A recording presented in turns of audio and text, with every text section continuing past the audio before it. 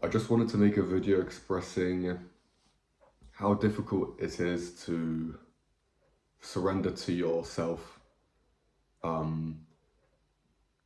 Because when you rely on your mind for everything, it becomes very difficult to let go of mental frameworks and just feel.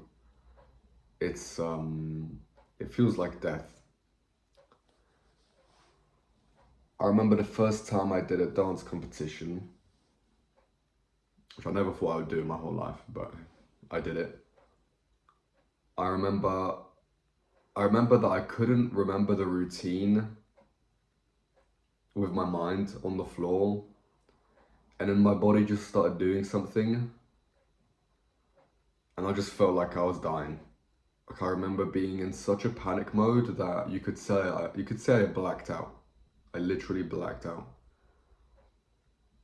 So experiences like that, and that was kind of low stakes. I mean, it's supposed to be, a competition is always a competition, but it's supposed to be a fun event. Something like that showed me that my mind is running the show, and I'm actually surprisingly poor at feeling and acting based on my feelings.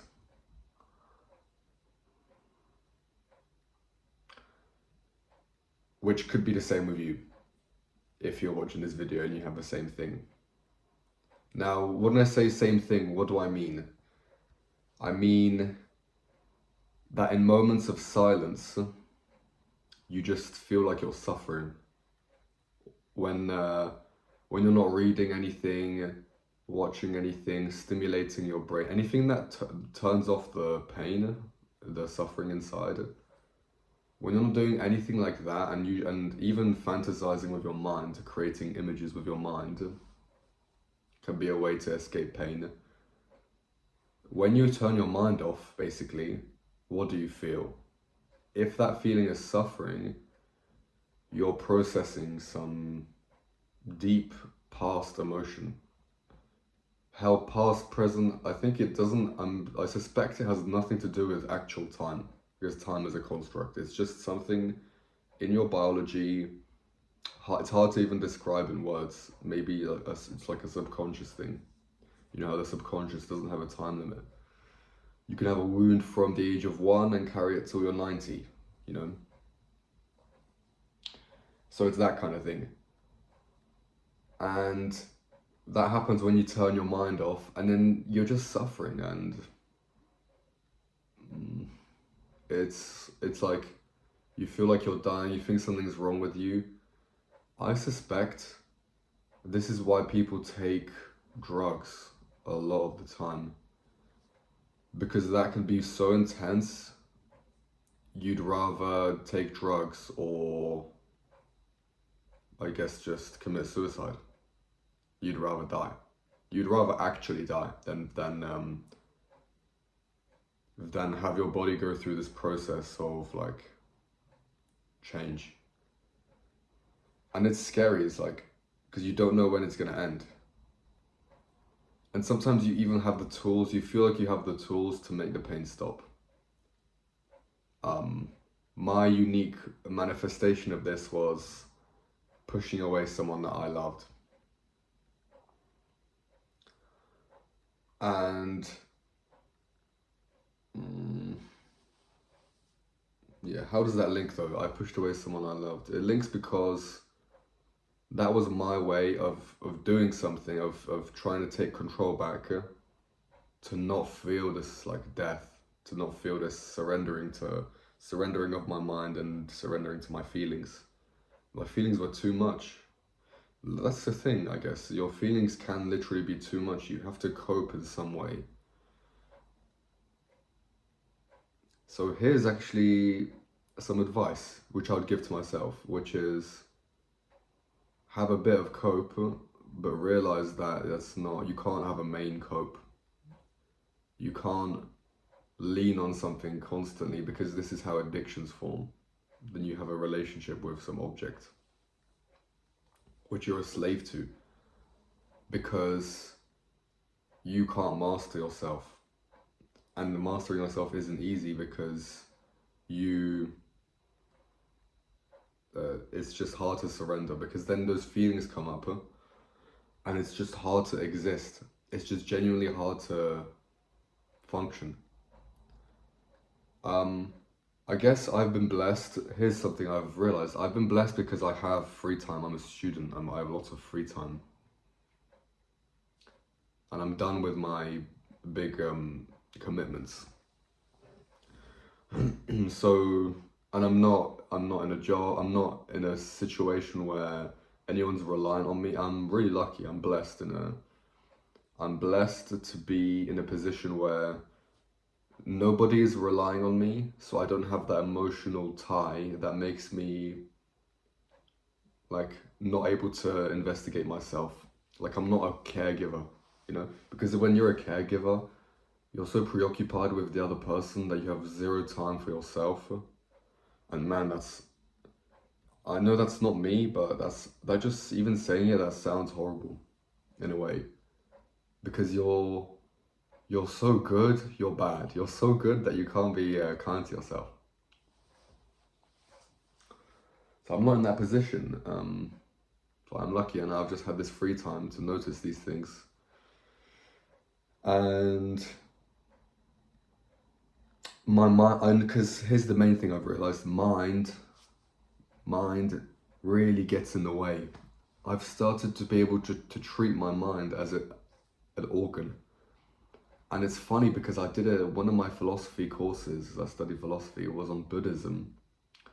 And there are many different types of Buddhisms, but I forgot exactly which one it is, but it's like the strand of Buddhism that focuses on the Dharmas. And it categorizes like all of these emotions as like 90 something emotions and formations of the mind. Anyway, the point is, we've got our five senses: smell, taste, hearing, sight, and touch. And mind is the sixth organ. They treat mind like an organ, which is interesting, isn't it? Because we're so used to, dare I make a sweeping claim, I guess in the West, in a country like the UK, we're used to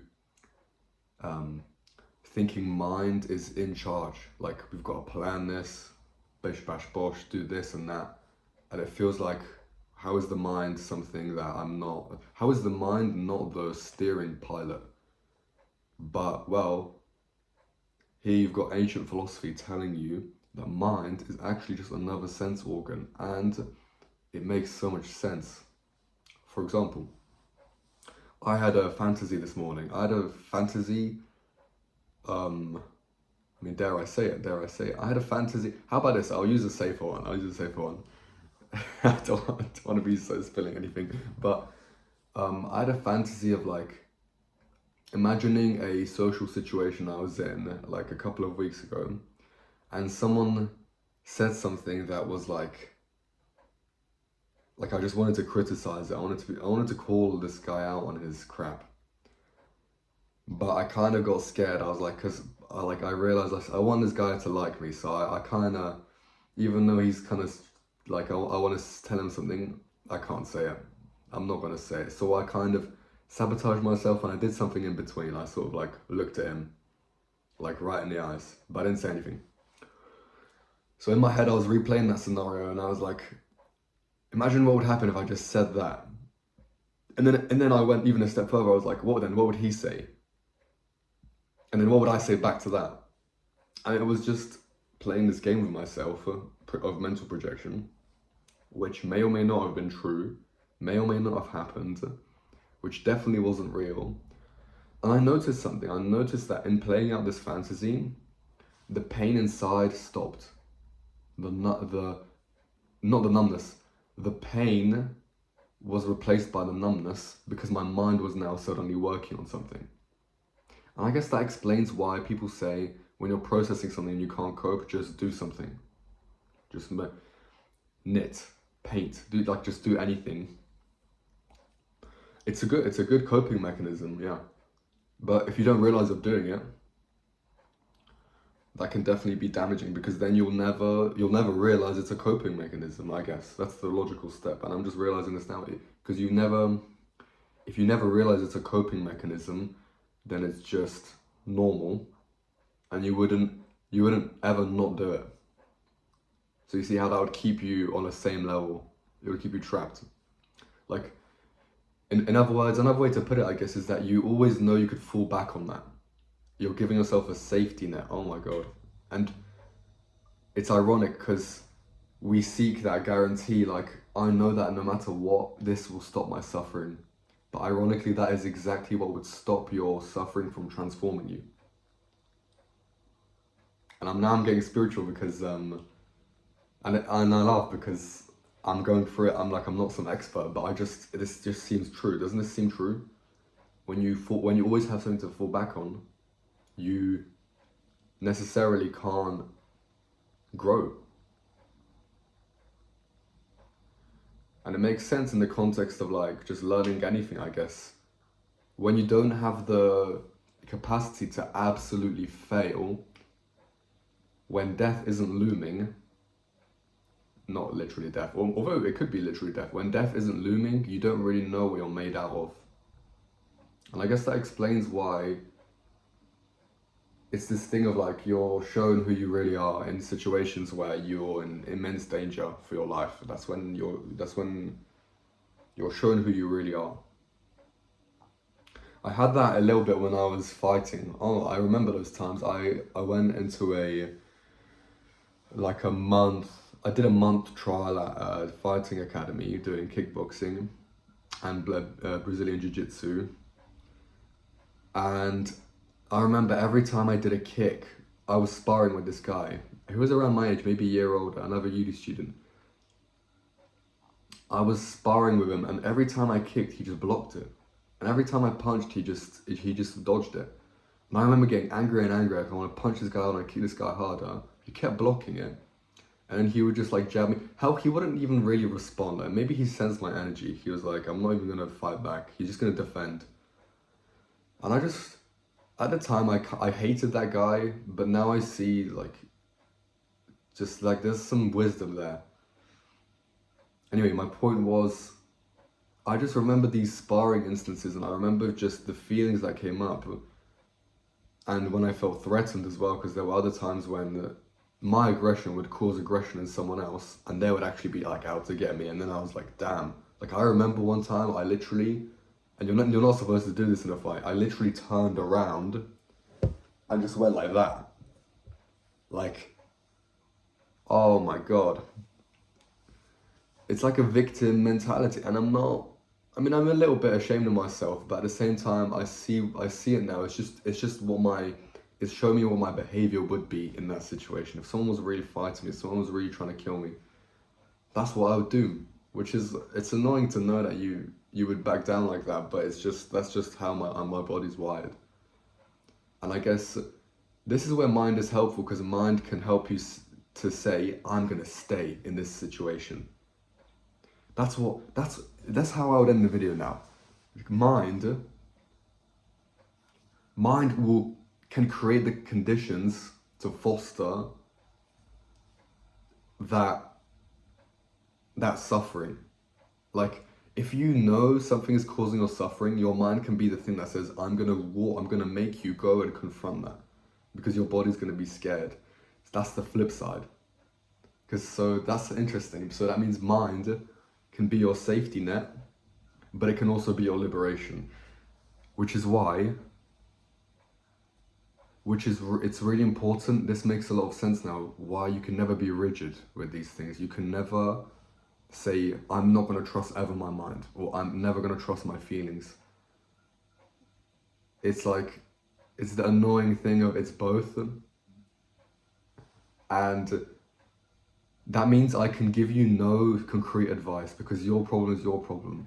And my problems are my problems. And hell, I don't even know how to solve my problems. But I just know it will be a combination of these two things, these two poles.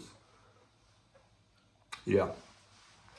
So, I feel like I've lost the plot a little bit. I'm not even sure. I don't know what to call the videos, because they're kind of about everything. But But yeah, okay. Let me know what you thought about that. Thanks for listening, and let me know of your feedback in the comments, and see you later.